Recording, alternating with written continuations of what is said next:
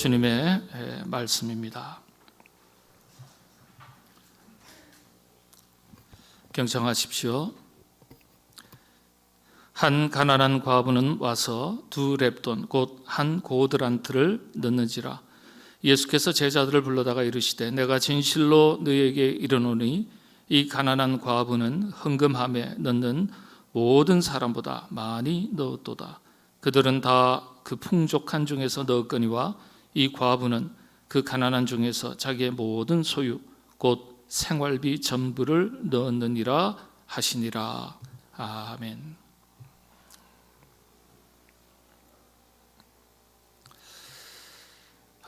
탈무드에 보면 사탄이 사람에게 찾아와서 제일 먼저 하는 일이 있답니다. 이 일이 무슨 일일까요? 사탄이 사람에게 찾아와서 제일 먼저 하는 일, 감사를 잃어버리게 하는 것이다. 그렇게 말합니다. 감사를 잃어버리게 하는 것이다. 감사를 잃어버리게 되고 사라지게 되면 그때부터 하나님이 점점 더 나에게서 멀어지고 신앙생활의 능력이 사라지고 은혜가 사라지게 됩니다. 그래서 감사를 잃어버린 곳에서 지옥이 시작된다. 그렇게 탈무드에 기록되어 있습니다. 사탄이 에덴 동산에서 아담과 하와에게 찾아와서 가장 먼저 한 일이 바로 이것입니다. 감사의 마음과 감사의 제목을 잃어버리도록 한 것입니다. 한번 생각해 보시죠. 동산 중앙에 있는 선악을 알게 하는 나무와 생명나무는 손대지 마라. 그 맛이었어요. 그리고 나서 나머지 전부는 다 누려라, 가져라, 그리고 다스려라. 엄청난 선물을 받았어요. 한 가지를 제외한 나머지 전부를 가졌는데 얼마나 큰 감사의 제목입니까? 그런데 아담과 하와 그들의 입에서는 감사라는 단어가 없었어요. 입장 바꿔놓고요, 제가 하나님이라면 어떤 마음이 들었을까 이런 생각을 했어요. 저같이 성격 급한 사람은요 이랬을 것 같아요.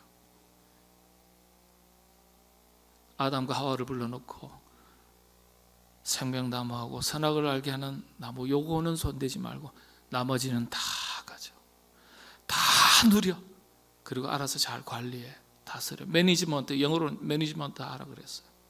그러면요 첫 번째 아담과 하와의 반응이 뭐가 나와야 될까요? 이게 웬 떡이니 하나님 감사합니다.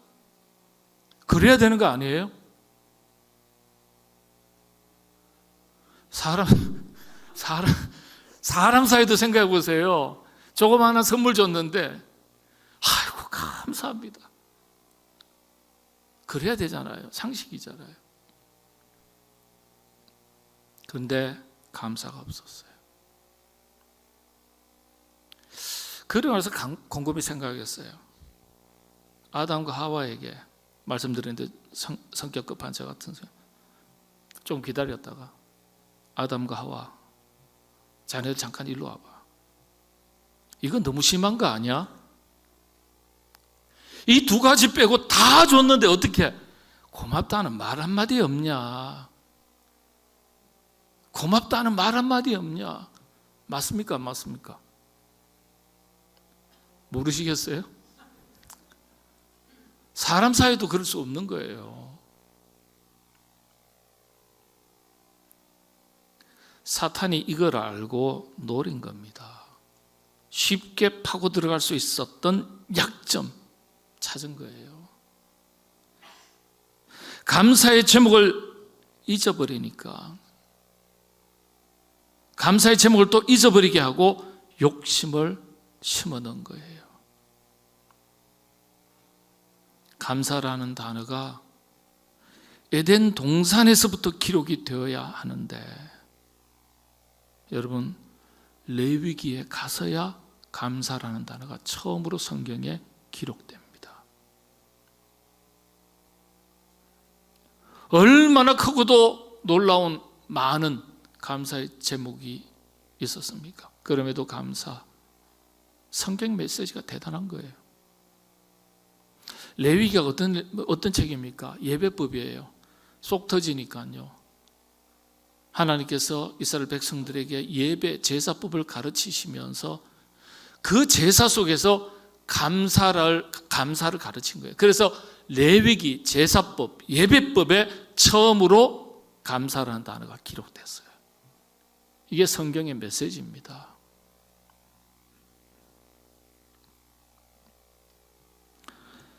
탈무드의 한 구절입니다. 감사를 잃어버리는 것은 인간 비극의 시작이다. 인간 비극의 시작. 성경 말씀 그대로예요. 감사의 단어가 없으니까요. 어떻게 해요? 아담과 하와가 사탄의 공격에 시험 들게 되고 범죄하게 되고 결국은 신라군 에덴 동산을 잃어버리게 된 겁니다. 사람이 사실 이 감사할 줄 안다는 게 너무너무 중요해요. 너무너무 중요해요. 일본의 유명한 신학자, 성사학자 우츠무라 간조 선생이 이런 글 남겼죠. 만일 하나님이 인간을 저주하신다면 그것은 질병이나 실패나 배신이나 죽음으로 저주하는 것이 아니라 감사함을 잃어버리는 메마른 심령으로 저주하게 될 것이다. 정확한 거예요. 그래서 성경은 말합니다. 말세가 되면 타락한 성도들의 가장 뚜렷한 특징이 무엇인가? 디모데후서 3장 2절에 잘 가르쳐주고 있습니다. 사람들이 무정하며 감사하지 아니하며, 사람들이 자기를 사랑하며 돈을 사랑하며 자랑하며 교만하며 비방하며 부모를 거역하며 감사하지 아니하며, 감사하지 아니하는 시대가 올 것인데 그때가 되면 세상의 마지막 날이 될 것이라고 성경이 우리에게 가르쳐 주는 거예요. 네. 성경을 읽을 때마다 다 아는 내용이잖아요. 하나님께서 엄청난 선물을 주셨음에도 불구하고 감사를 몰라요. 부모가 자녀에게 사랑을 베풉니다. 감사를 자녀가 모른다면 그 자녀가 제대로 된 자녀일까요? 친구 사이도 그래요. 사람 사이에서도요. 막 밥을 한 그릇 사고 두 그릇 샀는데 고맙다는 말을 안 해요. 그러면 여러분 마음속에 어떤 마음이 들겠어요? 내 다시는 너 밥 안 산다. 안 그러겠어요? 조그만 것 하나만 받아도요, 고맙다 고맙다 입에 달고 있는 친구들이 있어요. 원고에는 없는 얘기인데 방송실은 제가 원고 다 넘기거든요. 토시 하나 틀리지 않게 다 넘겨요. 그래야 자막을 순서대로 하기 때문에 저도 이거 원고지 다 외우려면 힘들어요.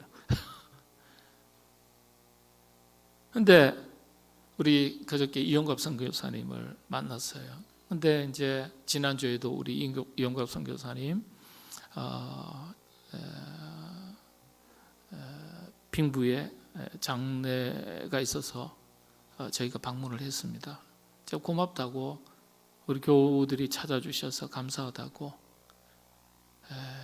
지난주에 특별한 식사 대접했지 않습니까?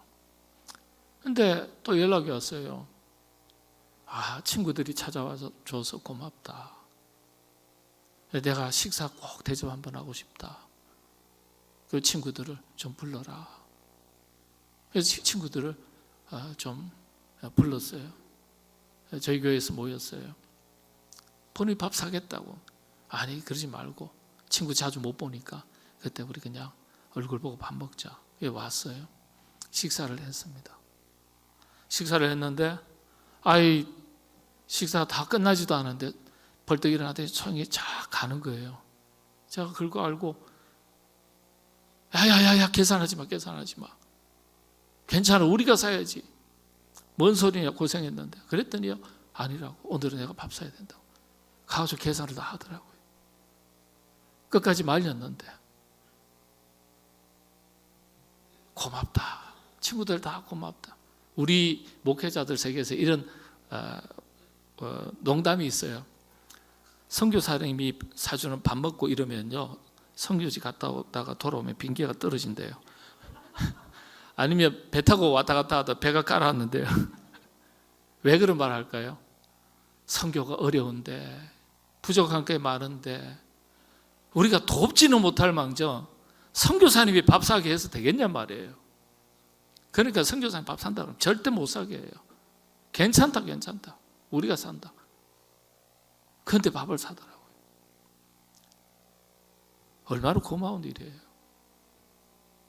친구 사이에도, 부모 자식 간에도, 이웃 사이에도, 성도들 간에도 밥 한 번 사주는 친구가 고마운 겁니다. 예? 그래서 인색한 사람은요, 가까이 하고 싶어 하지 않는 거예요, 사람들이. 감사할 줄 알아야 돼요, 감사할 줄. 오늘은 맥주 감사 주일입니다.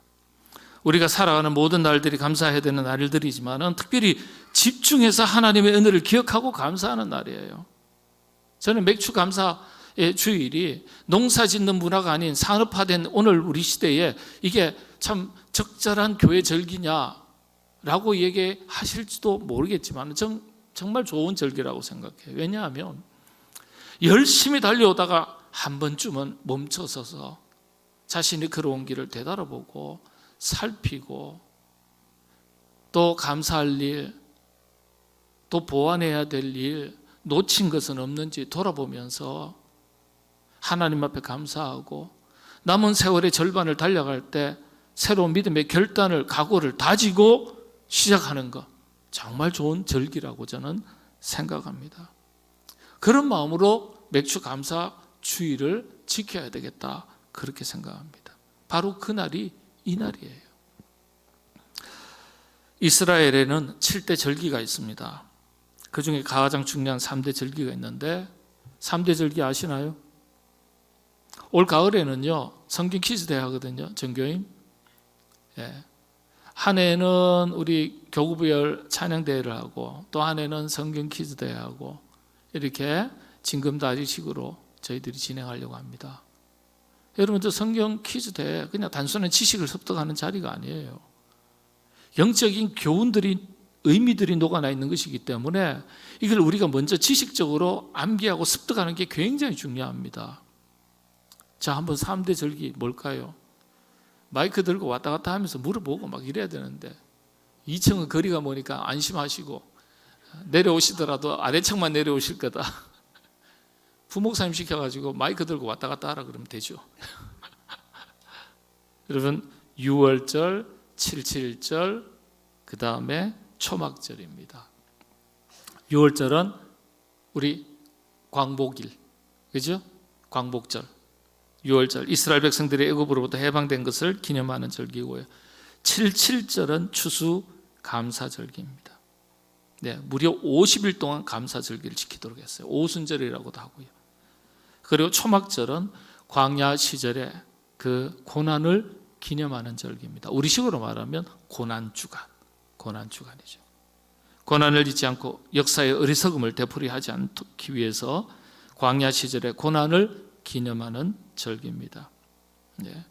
이 절기들은요, 하나님께서 이스라엘 백성들의 가나안 땅에서 살아가면서 하나님의 은혜를 잊지 않도록 하시기 위한 영적인 의미를 가지고 지키도록 명령하신 절기들입니다. 왜 이렇게 이 절기를 반드시 지키라고 명령하셨을까요? 왜 지키라고 명령하셨을까요? 결론은요, 우리에게 복을 주시기 위해서 그렇습니다. 우리에게 복을 주시기 위해서. 먼저는 구원의 복이에요. 하나님의 은혜를 알고 감사하게 하시고 그 감사를 드리는 자기 백성들에게 또다시 하나님은 복을 더해 주시기 위해서 이스라엘 백성들에게 일러주시고 지키라고 명령하신 거예요. 그래서 여러분, 감사절은 복을 담는 그릇을 준비하는 날입니다. 복을 주시려고 해도 받을 만한 그릇이 준비되어 있지 않으면 어떻게 그 복을 담습니까? 서양 속담에는 감사는 복을 담는 그릇이다라는 속담이 있어요. 감사는 복을 담는 그릇이다. 그릇이 없으면 내게 찾아오는 복도 받을 수 없고 차버리는 것이나 다름없는 거예요. 이 중에 이스라엘 추수감사절 7.7절이라고 말씀을 드렸습니다. 세 가지 서로 다른 이름으로 불렀는데요. 바로 맥추절, 7.7절이니까 50일이에요. 7.7이 49, 그 다음 날이니까 오순절 50일이에요. 그리고 7.7절, 똑같은 건데 추수감사절인데 이렇게 서로 다른 이름으로 불렀어요. 맥추절, 오순절, 7.7절. 근데 똑같은 이름 왜 이렇게 서로 다른 이름으로 바꿔서 부를까요? 이 추수감사절에 영적인 서로 다른 의미가 들어가 있기 때문에 이름을 다르게 불렀어요. 맥추절은요, 맥추절이라고 부를 때는 추수한 것에 대한 감사의 의미가 담겨져 있어요. 근데 똑같은 추수감사절인데 오순절이라고 이번엔 불렀어요. 이름을. 이게 뭘 말하는 거예요? 구원에 대한 감사를 가르쳐 주시는 거예요. 우리가 감사할 것이 너무도 많지만은 제1된 제일 큰 감사의 제목은 구원받았다는 사실이에요. 예? 이걸 놓치면 안 돼요. 세 번째는 7.7절. 왜 똑같은 추수감사절을 7.7절이다 이렇게 가르쳐 주셨을까요? 2달 동안 감사하라는 거예요. 2달 동안 감사하라는 뜻이 무슨 뜻입니까? 철저하게 감사하라는 뜻이에요. 그래서 7.7절이라고 부른 거예요. 이스라엘 7대 절기 중에서 추수감사절이 가장 긴 절기입니다. 대략 2달 정도 걸려요. 2달. 오늘 우리들의 추수감사절의 모습과 비교하면 상당히 다르고 놀랍죠. 우리는 맥추감사절도 하루면 끝나요. 가을의 추수감사절도 하루면 끝납니다. 조금 더 보태면 추수감사절 가을에는 강단 장식도 하고 주중에 여러 가지 준비도 하니까 한 일주일이라고 치죠. 이스라엘 백성들은 성경을 기준하면 2달 걸려요. 2달. 왜 이렇게 추수감사절을 길게 지키도록 하셨을까? 이유가 있지 않겠어요? 3가지 영적인 의미가 있습니다. 첫 번째는요, 감사를 생활화하라는 뜻입니다. 생활화하라. 생활화라는 문자적인 의미는요, 우리 삶에 아주 익숙한 한 부분이 되도록 하라, 이런 뜻입니다. 습관이 되거나 실생활에 반복적으로 적용되는 것을 말합니다. 여러분, 생활화의 가장 큰 특징은 습관화입니다. 습관의 또 다른 특징 중 하나가 뭐예요? 반복적이고 그리고 습관이 되면 불편하지 않다는 거예요. 온 이스라엘 백성들이 거의 2달 동안 내내 이런 감사 절기를 지키게 하신 것이 이처럼 감사가 습관화가 되도록, 생활화가 되도록, 좀 또 다른 언어로 바꾼다면 체질화가 되도록 그렇게 하시기 위해서 그렇게 시키신 거예요. 왜 이렇게 길게 시키셨을까요? 우리에게 유익이 있기 때문입니다. 유익이 있기 때문에. 감사는 복을 담는 그릇이라 그랬으니까 그릇 제대로 준비하도록 만드는 거예요. 우리의 심령의 그릇. 여러분, 감사도 다 습관이고요, 불평도 다 습관이에요. 입만 열면 아무것도 없는데도 감사하죠. 감사하죠. 어떤 분은 감사할 것이 너무도 많은데도 불구하고 입만 열면 불평이 많아요. 자, 여러분, 우리 모두 감사를 습관화, 생활화, 체질화 시키시게 되기를 바랍니다. 예. 두 번째 감사의 이 영적인 의미가요, 일반화입니다. 일반화라는 것은 어떤 상황, 조건, 환경에 따라서 달라지지 않고 한결같이 동일한 것을 말하는 겁니다. 있을 때나 없을 때나 관계가 없어요. 감사의 일반화라는 것은요, 있고 없고의 관계없이 지켜지는 감사를 말합니다. 잘된 것에 감사하고 안 된 것에는 가슴을 찌고 속상해하면서 불평하는 게 아니에요. 어떠한 경우에서든지 항상 한결같이 감사하는 것을 그래서 감사의 일반화라고 말합니다. 성경이요 정확하게 가르쳐주고 계세요. 예수님께서 가르쳐주고 계세요. 많고 적음에 관계없이, 일이 잘 되고 안 되고에 관계없이, 성공하고 실패에 관계없이 하나님께서 하나님의 뜻이라고 말씀하시면서 우리에게 가르쳐 주신 핵심 세 가지가 있습니다. 뭡니까? 항상 기뻐하라, 쉬지 말고 기도하라, 범사에 감사하라. 무릇 범자예요. 일사자예요. 무릇 모든 것, 모든 일에 감사해라. 모든 일에 감사해라. 이것은 너희를 향하신 하나님의 뜻이니라.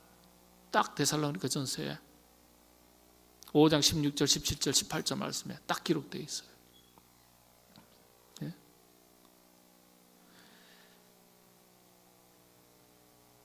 많아도 감사하지 못하는 사람들이 있습니다. 반면에 별것 없어도 부족해도 감사하는 사람이 있습니다. 있을 때나 없을 때나 관계없이 한결같이 드리는 감사가 진짜 감사입니다. 여러분들, 이와 같은 주님 일러주신 대로 범사에 감사할 줄 아는, 범사에 감사하며 살아가시는 여러분들 다 되시기를 바랍니다. 네. 친구도요, 밥 한 끼 사주면요, 그걸 그렇게 고맙다 되풀이해서 하는 친구가 있어요. 그러면요, 그 다음에 또 사주고 싶어요. 그런데 한두 번 얻어 먹어도요, 당연한 것처럼 생각하고 별 감사도 안 해요. 속으로 그래요. 너 다시는 내가 밥 사나 봐라. 예? 좀 더 심하면 들어갔던 거 다 손 넣어가지고 끄집어내고 싶어. 이런 정도는 아니겠지만. 자, 세 번째 마지막입니다. 감사의 신앙화입니다. 하나님께 먼저 드리는 감사를 말합니다. 하나님께 더욱 감사하는 것을 말합니다. 하나님의 은혜가 은혜인 줄 알고 깨닫고 사는 것을 말합니다. 사람도 은혜를 입으면 감사하죠. 그런데 우리가 살아가면서 하나님의 은혜에 대한 감사가 사람에 대한 감사보다도 못하다면 과연 우리가 하나님을 앞세운다고 말할 수 있겠어요? 중요한 것은 하나님 앞에서 먼저 감사할 줄 알아야 한다는 점입니다. 이게 하나님을 하나님으로 인정하는 신앙의 기초가 되기 때문에. 신앙생활이 어떻게 시작이 됩니까? 하나님의 은혜를 은혜인 줄 알고 그 은혜 앞에 감사로 시작할 때 우리의 삶이 영적으로 깊어지고 성장하게 되겠어요. 오늘 신약 성경 본문의 이야기 간단하게 돌아가서 살피겠습니다. 이 이야기에 주목할 이유 중 하나가요, 바로 맥추절을 앞두고 일어난 사건입니다. 보리맥 미리 익어가는 시점이지만은 아직 추수 때는 아닙니다. 아직도 한 달에서 두 달 정도를 더 기다려야 돼요. 흔히 하는 말로 보릿고개 시점입니다. 과부 형편에 보릿고개까지 겹쳤으니까요, 보통 어려운 형편이 아니에요. 당시 과부나 고아들은 재산을 소유할 수 없었습니다. 그 형편을 살펴보면 추수 때 날품을 팔거나 땅에 떨어진 곡식 나달을 주어서 연명하는 수준이었다고 성경은 분명히 기록하고 있습니다. 그런데 이렇게 어려운 시절에 이 과부 여인이 2렙돈의 헌금을 드린 것입니다.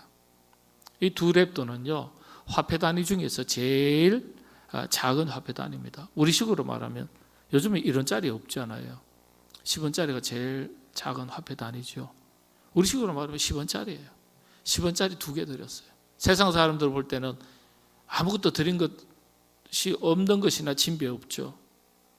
그런데 성경은, 예수님은 뭐라고 말씀하셨냐 하면 많은 것을 드린 것이 아니라 이 과부가 가난한 중에 자신의 전부를 드렸다, 이렇게 기록하고 있습니다. 자신의 전부를 드렸다. 주님은 그 헌금에 많고 적음을 보신 것이 아니라 그 마음을 보신 거예요. 자신의 전부를 드릴 줄 아는 그 마음이 하나님 주님의 기쁨이 된 거예요. 이런 마음을 가진 사람은요, 10원짜리가 있으면 10원짜리 2개 다 드렸지만 100원짜리가 2개 있으면 100원짜리 다 드렸을 거예요.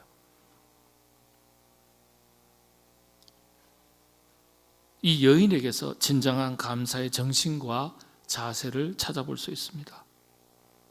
마음이 있으니까 전부를 드릴 수 있는 거예요. 그리고 또 이 과부는요, 나눌 줄 알았던 사람입니다. 개혁개정에서는, 개혁개정 이전의 개혁성경에서는 연보라고 기록되어 있어요. 연보라고 번역이 되어 있습니다. 원문은 구제헌금입니다. 생각해 보세요. 자신이 곧 구제 대상인데 구제헌금을 드린 거예요. 누굴 돕는 거예요? 본인이 도움을 받아야 될 사람인데. 감사와 나눔이 생활화되지 못한 사람은 이렇게 하기 어렵습니다. 참으로 부유한 믿음의 여인이었습니다. 우리 모두 이런 믿음을 배우고 본받을 수 있어야 하겠습니다. 감사할 줄 알고 나눌 줄 알아야 가진 것이 의미가 있습니다. 어떠한 삶의 환경 속에서도 어떠한 상황, 어떠한 조건, 어떠한 이유 여하를 막론하고 항상 감사하고 나누고 베풀 줄 아는 그리스도인으로 살아가시게 되기를 바랍니다. 더불어 살아가는 세상, 아름다운 세상을 만들어가는 일에 선한 영향력을 발휘하는 방법 중에 하나입니다. 2 렙돈을 드렸습니다. 말씀드렸습니다. 가장 작은 화폐단입니다. 없는 사람에게는 이 작은 것 하나도 없으면 불편합니다. 그런데 있는 것이 작아도 감사할 줄 알았고 나눌 줄 알았습니다. 부족한 가운데서도 어김없이 감사했습니다. 여러분, 아무나 하는 것 아니에요. 그런 마음을 가져야 하고 그런 심성을 가져야 되고 그런 삶이 습관화되어 있을 때 할 수 있는 거예요. 성경이 이 과부의 2 렙돈의 이야기를 기록한 목적이 무엇이겠습니까? 결론입니다. 이 이야기를 성경에 기록한 목적이 뭘까요? 감사해야 우리가 복을 받는다. 물론 맞습니다만 그거 아니에요. 우리도 이렇게 살아가기를 원하신다는 뜻이에요. 네? 그리스도인은 우리가 그렇게 살아가야 할 것을 말씀하시는 거예요. 이 감사를 성전에서 드렸습니다. 하나님을 향해 감사한 거예요. 나누고 베푸는 것 세상에서도 할 수 있습니다. 밥도 사시고요, 선물도 주시고요, 베푸는 것 다 세상에서도 하실 수 있어요. 세상 사람들도 그렇게 많이 합니다. 그런데 중요한 것은 우리 그리스도인들은 하나님께 먼저 감사하는 것이 우선이에요. 네. 우리는 그리스도의 몸된 교회의 삼손교회의 지체들입니다. 저나 여러분이나 다 지체. 그리스도의 몸된 우리 삼손교회의 지체입니다. 지체는 드리고 섬기는 것을 자기 몸에 먼저 하는 거예요. 자기 몸에. 그리고 세상으로 뻗어나가는 겁니다. 세상에서 잘하는 것도 중요하지만은 중요한 것은 하나님 앞에서 감사할 줄 알아야 되는 거예요. 지체는 자기 몸을 위해서 존재하는 겁니다. 자기 몸을 위해서. 여러분은 우리 삼손교회, 그리스도의 몸된 삼손교회의 지체들입니다. 지체로서 하나님 앞에 그리고 우리 교회 공동체, 그리스도의 몸된 우리 교회 공동체를 위해서 드리고 섬기는 것이 먼저입니다. 예. 이게 신앙생활의 기초예요. 기초. 맥주감사주의를 그러면 1년에 한 번씩 특별 봉헌이나 하는 날로 생각하시는 분이 혹 있을는지 모르겠습니다. 때로는 아무런 관심도 없고 귀찮아하시는 분들 혹 있을는지 모르겠습니다. 없겠죠. 그런데 그게 아니에요. 감사절은 축복의 날입니다. 감사를 깨닫는 날입니다. 감사를 회복하는 날입니다. 시편 50편 23절 마지막으로 함께 읽겠습니다. 감사로 제사를 드리는 자가 나를 영화롭게 하나니 그의 행위를 옳게 하는 자에게 내가 하나님의 구원을 보이리라. 아멘. 감사로 제사를 드리는 자가 나를 기쁘게 하나니. 에베소서 5장 10절 말씀에도 이렇게 기록되어 있습니다. 주를 기쁘시게 할 것이 무엇인가 시험하여 보라. 하나님을 테스트해 봐라. 왜 그럴까요? 바로 하나님께서 기뻐하실 때 하나님을 기쁘시게 하는 그 자녀들에게 복을 더해 주시기 위해서 그렇게 하라고 가르쳐 주시는 거예요. 감사는 사람도 감동시킵니다. 감사는 하나님을 감동시킵니다. 사람의 마음을 감동시키고 사람의 마음에 기쁨이 되면 마음이 열리고 입이 열리고 모든 것이 뒤따라갈 수 있어요. 감사는 그래서 더 큰 축복을 약속하기 때문에 감사는 복을 담는 그릇이다. 서양에서는 그렇게 속담으로 내려오는 겁니다. 감사를 잊어버리면 주신 축복을 쏟아버리는 거예요. 하나님께서는 감사하는 자에게 항상 복을 더하여 주셨습니다. 그래서 감사는 복받는 연습입니다. 불평은 망하는 연습입니다. 여러분, 우리 자신을 점검해 보시기를 바랍니다. 구원받은 것이 감사합니다. 우리 교회에서 신앙생활하는 것이 감사합니다. 우리 가정을 주시고 내 남편을 주시고 내 아내를 주시고 내 자녀를 주신 것, 내 부모를 주신 것 하나님 감사합니다. 우리 성도들을 만나게 해주시고 교제하게 해주신 것 감사합니다. 일자리를 주신 것 감사합니다. 든든한 직장 주신 것 감사합니다. 이런 감사가 우리 가슴 속에 깊이 자리 잡고 있는지, 여러분, 복을 받는 것보다 더 어려운 게 감사하면서 계속 지키는 게 더 어려워요. 그러나 그것이 더 소중한 일입니다. 한 가난한 과부가 드렸던 2렙돈의 감사의 예물이 주님께 큰 기쁨이 되었기 때문에 이 이야기가 지금까지 주님 이 땅에 다시 오실 때까지 성경에 기록되어 전해지는 것입니다. 여러분들의 믿음이 어떠한 상황 가운데서라도 이와 같이 생활화, 습관하죠.